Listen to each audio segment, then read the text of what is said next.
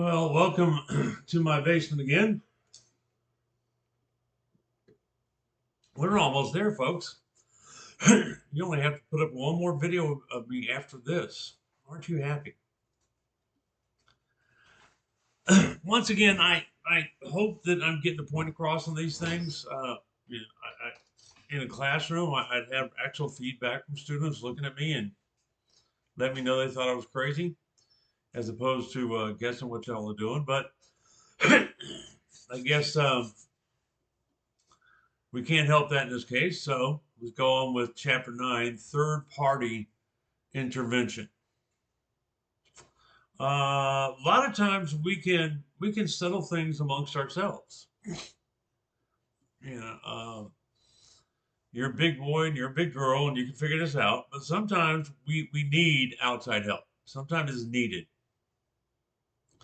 And it might be needed because whatever we're talking about is too difficult. It's we were both set in stone, and we both feel this way about it, and it's not a cut and dry situation. You know, when I teach a group comm class, I tell the students, "This is your group, and I'm not changing them." But I did change one group. A girl came into class and said, "I need to be in a different group," and I said, "Okay." The answer is no, but why?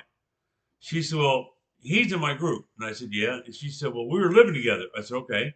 And last night I walked in and found him in bed with another woman. I said, "Okay, which group do you want to be in?"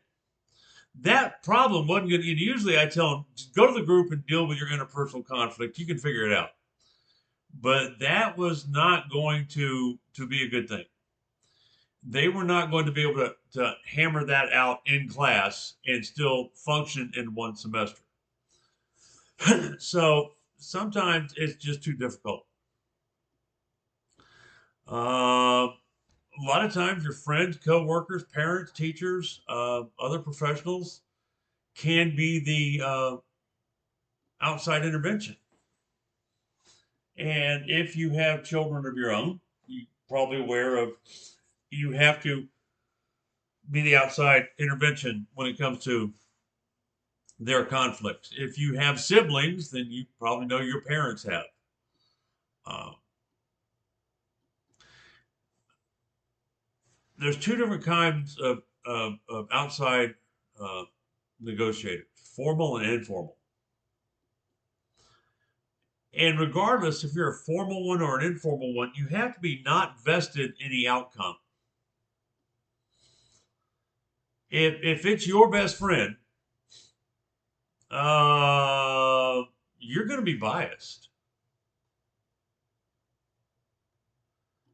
So you can't really be the negotiator if you're biased. There's advantages to an outside third party negotiator. They change the expression. A lot of times, I've told you before, my wife and I've been married 40 years. Many times I was talking to her, but she wouldn't hear what I was saying. And she was talking to me, and I wasn't hearing what she was saying. So we had to learn to change our expression, the way we talked and communicated. Uh, you can change the interdependence. Sometimes two people that are having a conflict believe that they are completely intertwined, and they can find out that they're not quite that intertwined.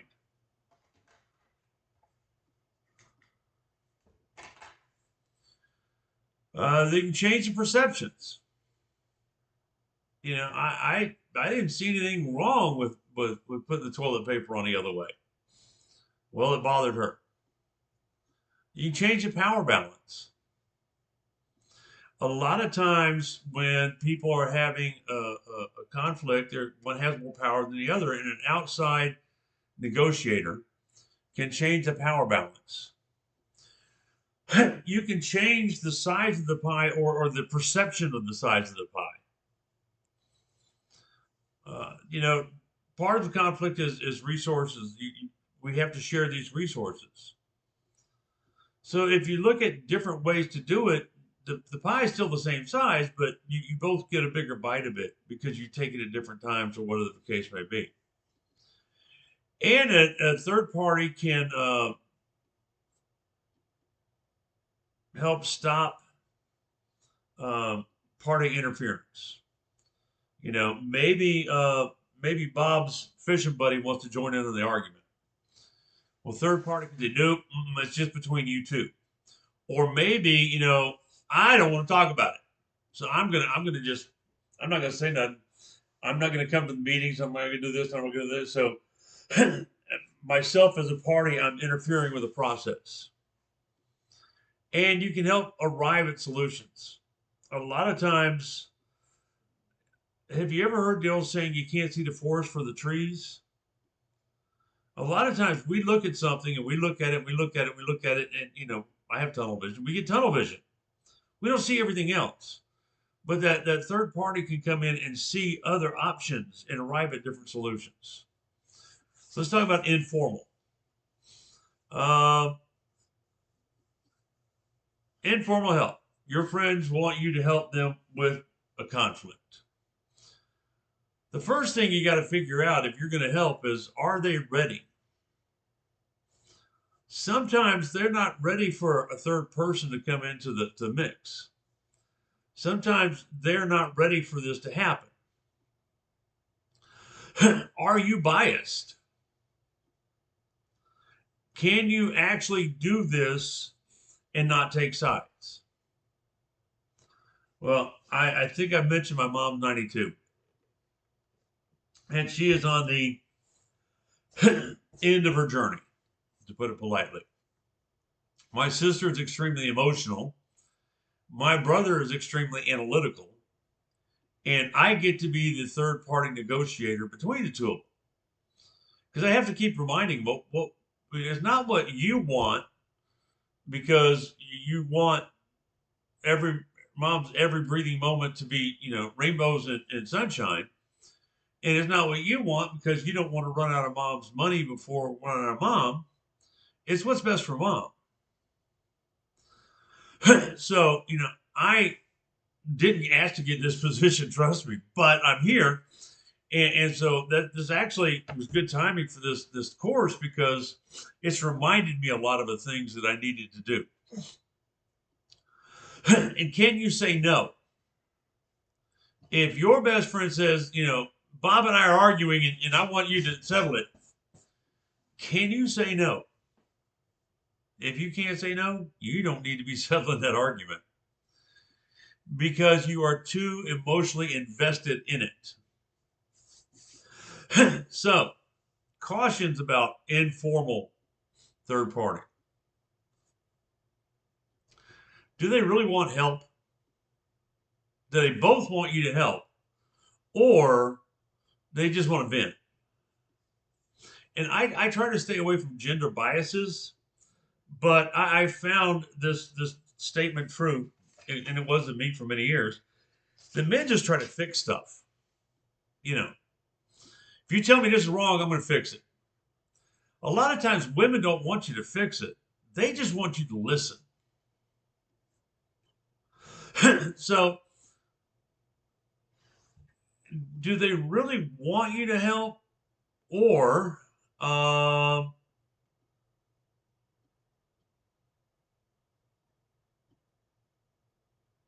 do they just want somebody to listen to them?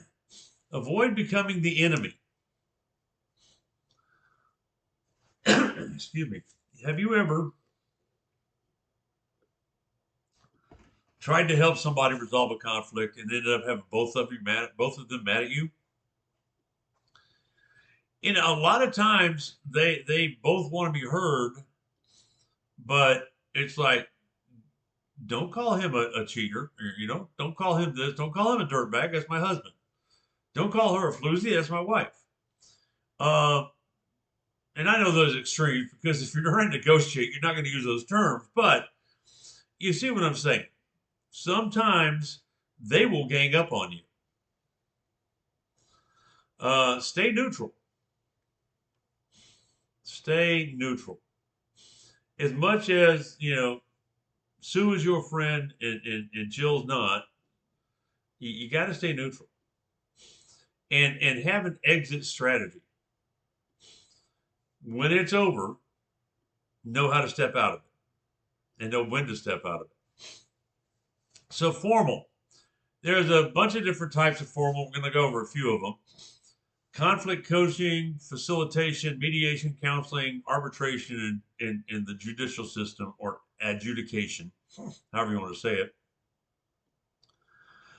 it. Coaching. Coaching, when I first read this, to me, coaching wasn't really uh, facilitating or mediating or anything like that. It was helping somebody to do it themselves. And although it's used some in mediation, um, it you help a person develop their skills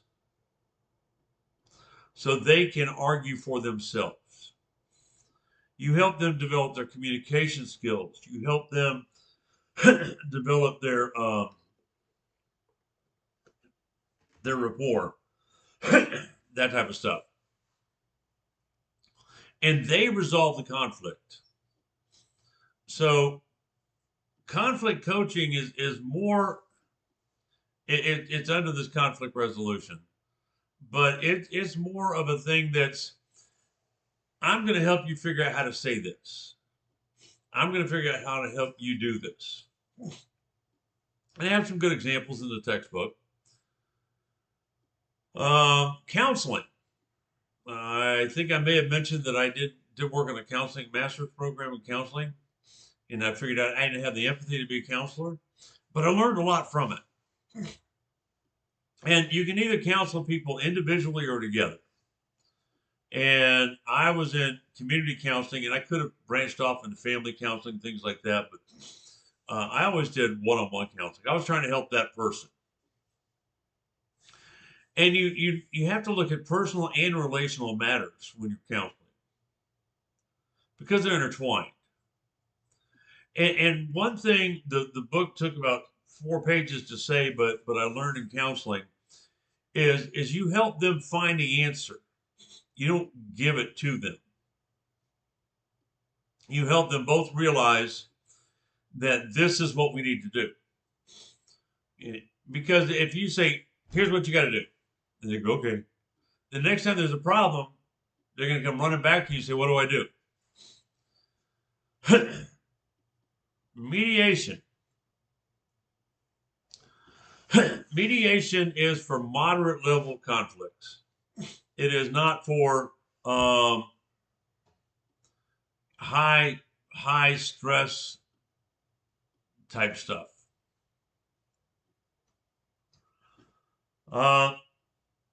You have to make sure that the people involved are motivated to resolve the matter. If one of them wants it to get fixed and the other one doesn't, then it's not going anywhere. And they have to be secure enough to follow through. You have to make sure that they have equal power. You don't let one dominate over the other one. And in a world of economy that we are in, oftentimes the person that has the most money gets what they want because they can delay and take longer and everything else, especially when you get into the judicial part. But if you are the third party in a mediation, then you need to make sure that the power is equal. And something else they need to worry about is value conflicts. If there are value conflicts that are deep set, a mediator probably isn't going to fix it. If one is a Jew and one's a Christian, or one's a Buddhist and one's a Muslim or whatever, if they are both very devout religious people, um, you're not going to change their minds. So the advantages of mediation. Well, you have mutual stakeholders. Vern and Brenda both want this to happen, and they're both willing to work for it. You can become more integrative and creative because they're both willing to work for it. You identify the underlying needs. I want this. Okay, why do you want that? Well, this is what there was an example in the book where they talk about a guy was basically suing for $60,000. And he didn't want that. He wanted to be recognized. He wanted to be utilized. He wanted to be valued. So through the mediation, they find that out. It's usually cheaper. Mediation usually costs less out-of-pocket expense than arbitration or adjudication. And that's something that most of us are worried about, is how much money I got. And it's more satisfying because you've worked together to come to a mutual agreeable answer that you're generally more happy with. You're much more happy with it than somebody saying, you win, you lose. Unless you win, but the book talks very briefly about communal styles of mediation. and women tend to have more of a communal, process-oriented style. And males are more focused, task-oriented. This broke, I'll fix it. That's what I was going to say earlier. When somebody's talking to you, a lot of times they just want to be heard. But a lot of times they want to be heard, but they want an answer. So it's best to use both styles. And it's been mentioned a couple of times in the book. Use both masculine and feminine techniques. Your job is to get these people to agree with you, keep them focused, and come to a conclusion. So you can't do it by being one way. I mean, think about it. You want people to like you when you first meet, so you change who you are. You're not the person you are on an everyday basis, especially as like, oh, that person's cute. I think I'd like to get to know them better. You put your best foot forward. If you're a mediator, you got to put your best foot forward. You have to gain the confidence of both parties so they will listen to you and let you help guide them to the end. Limitations of mediation. It's pretty simple. People may not be willing to work together.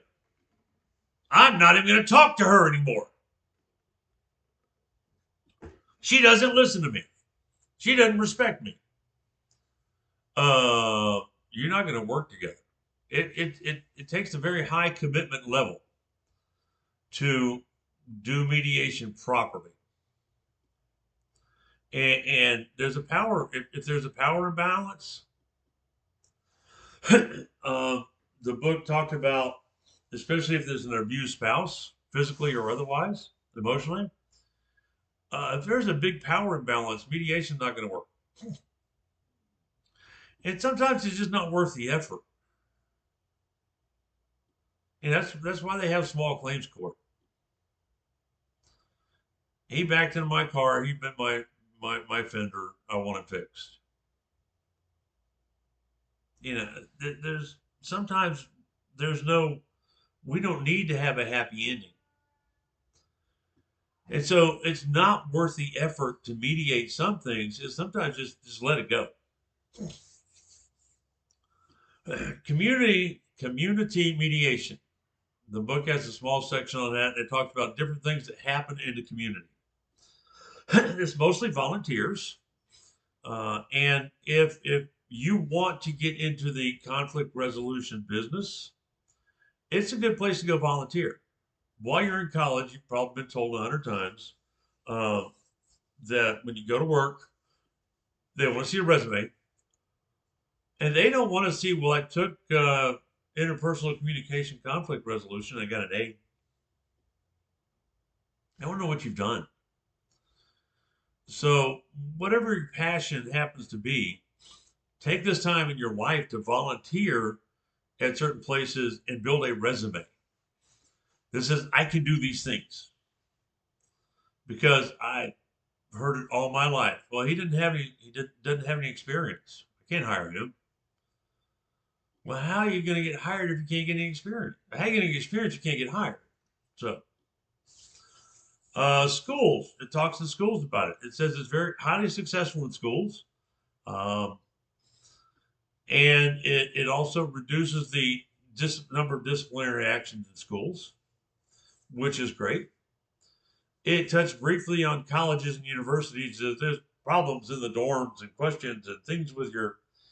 To me, I mean, it's what we live every day, and it was like a mention in the chapter. It wasn't really in depth explaining why. Family mediation can also be done at some of these community places, and sometimes it's because of separation, but people are still able to work it out. A lot of times we have people that handle their divorce through mediation and handle it well. They're both mature. They both know what they want. Neither one of them has really done the other one that wrong. They just figured out we ain't making it together. Um, custody. A lot of times, custody of children is figured out through mediation, as opposed to adjudication or arbitration. Uh, we both know this needs to be done. We both have the children's welfare is our primary concern. This is how we can do it. Business, family business. You have a family business, it's going really good. You decide to retire or expire, whichever happens first. And how are those benefits and assets divided amongst your children? Even if you have a will, to get to the point of the will to make it fair to everybody, how do you do it?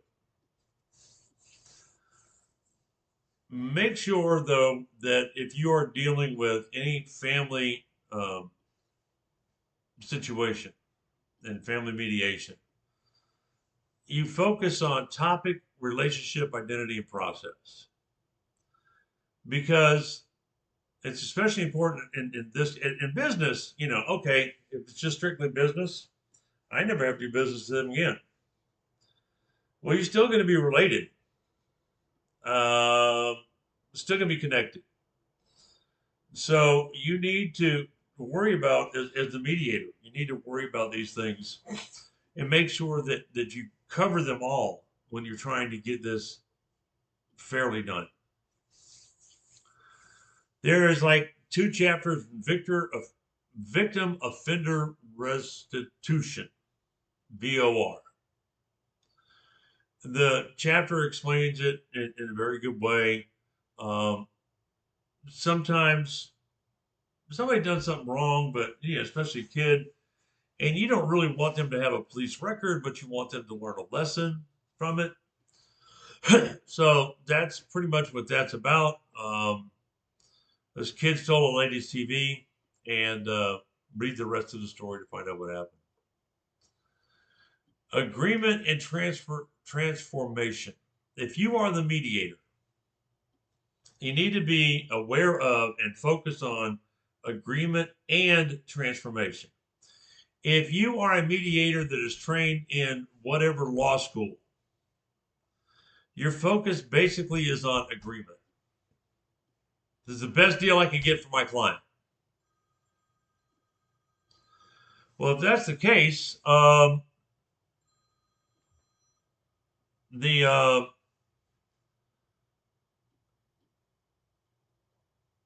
they're going to come to again a year later or whatever. And transformation, you want to make sure you get a good agreement for everybody. Plus, you want to make sure that they have transformed in some aspect where they can handle this situation should it arise again.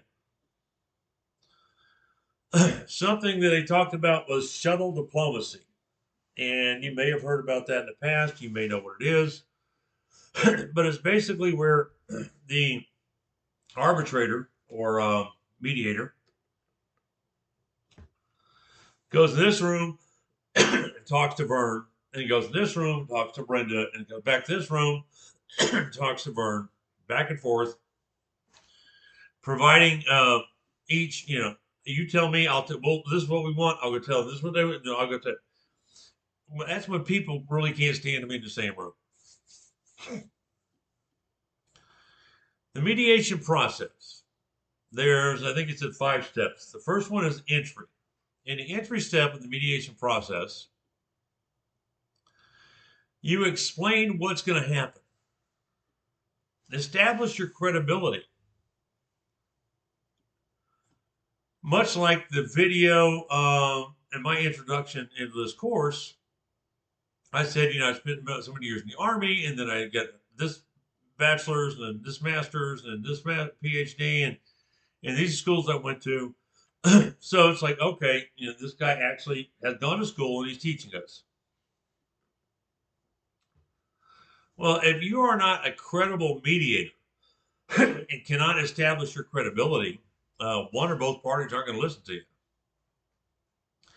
And also explain the consequences if this doesn't work out. Next one is diagnosis. Gather the data. For anybody to be a mediator, arbitrator, conflict resolution expert, whatever, you have to know what's going on. So watch them when they communicate with one another. Listen to the words they use.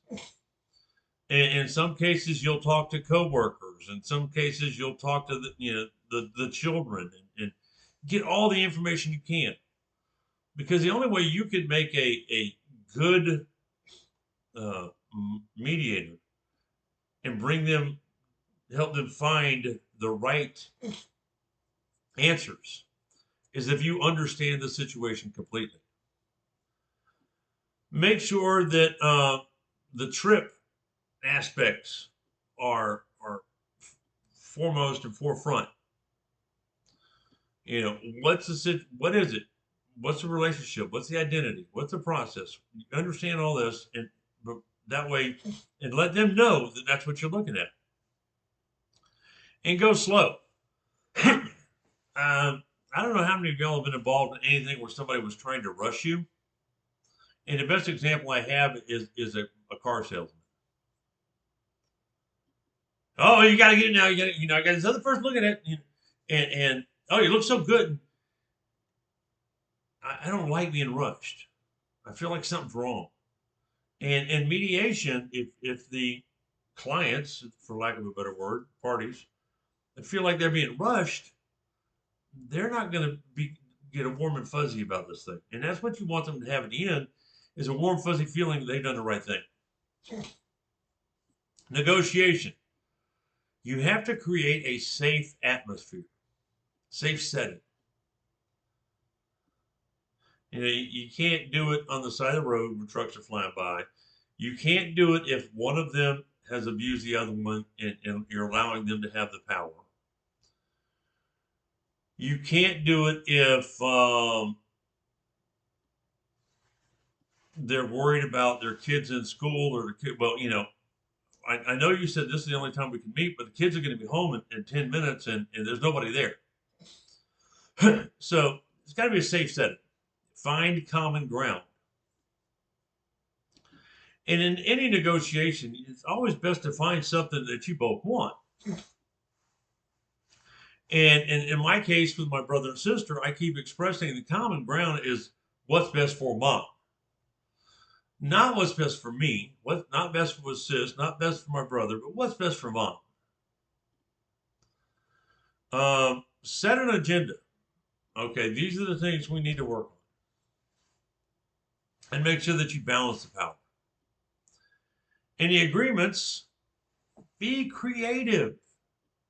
The reason they came to you to moderate this for your third party, whatever, is because they were at a stalemate. They had nowhere else to go.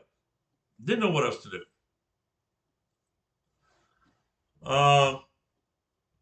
Go over, and this is something I learned when I was taking a journalism course.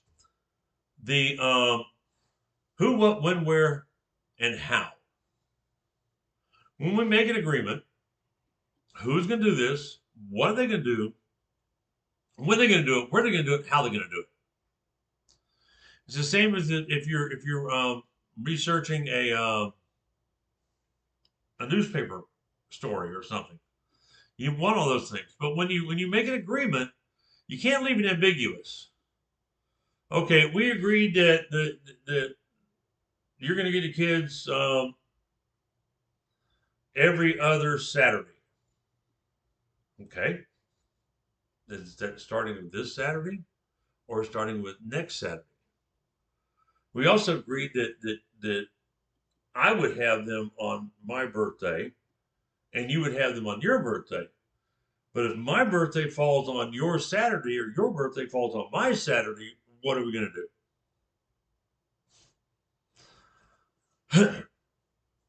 And you have to affirm, figure out, and put in concrete, this agreement is going to be oral, written, or legal. At minimum, I would say make it written, depending upon how stressful the thing is. You know, if it's really something minor, then oral probably okay. And then if it's real serious, definitely get it legal. Follow up. What type of procedure are you going to use to follow up? 1 year from now, are you going to see if everybody did who, what, when, where, and how they were supposed to? 6 months from now? Notify everybody concerned that this is the decision agreement we made, and we're following it up in 6 months. And how will you handle future disputes? Culture. As I've said many times in this class, that culture is my favorite thing, and culture is different everywhere. It's different in the United States, much less all around the world. So conflict negotiation is done differently in different places. Mediation is done differently. In some places, in some cultures, they have something called third force or community. I think the book talked about the Kalahari tribe, but others do it as well. and that is, instead of you and Bob taking your conflict to a mediator, it's going to the for lack of better words, the city council or the tribal council, or the family, so to speak, and they are going to help you figure it out, or going to tell you what to do. A lot of times, religion and spirits or spiritual stuff affects mediation. You can agree, but my religion says this, and her religion says that.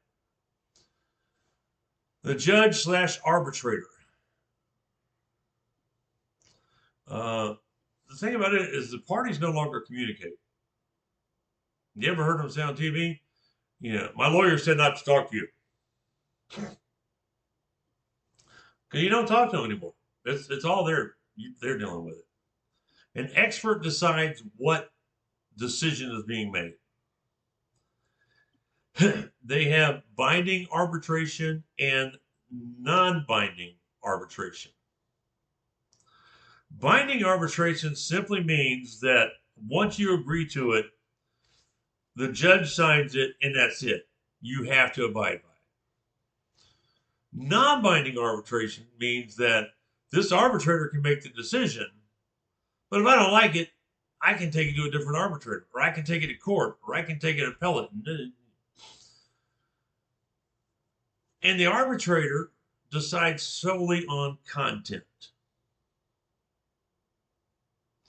They don't really care what kind of emotional state you're in or that type of stuff. This is the fact. This is it. Adjudication, which is a higher level than arbitration, is the legal route. And the thing about adjudication, different than the others, is that you have to agree to arbitrate. You have to agree to mediate. You don't have to agree to get sued. If I bring a lawsuit against you and you get served with the papers, you have to be there or you lose. So I guess you don't have to be there, but you lose automatically. And sometimes if you're subpoenaed, you have to be there or you go to jail. So it forces participation. It balances power because the person in the black robe, they got all the power. Neither you or your the person that you're going against or the lawyers have any power. The judge / jury does. The problems with it, it's abused and overused. I mean, they got how many different law shows on TV nowadays? It's abused and overused. And another problem with it is it's win-lose. If you win, hey, everything great. Your relationship may be destroyed, but you won. If you lose, it sucks because they didn't hear your side of it and they're biased and this, that, and the other. So that's chapter 9. It's really probably the most enjoyable chapter I've read so far in this book. Maybe the others are okay, but I don't know. I just kind of like the stuff we were talking about in this one. So, questions, thoughts, concerns, gripes, you know where our email is. I hope you had a great Easter. And looking forward to getting chapter 10 done. Y'all take care. Bye.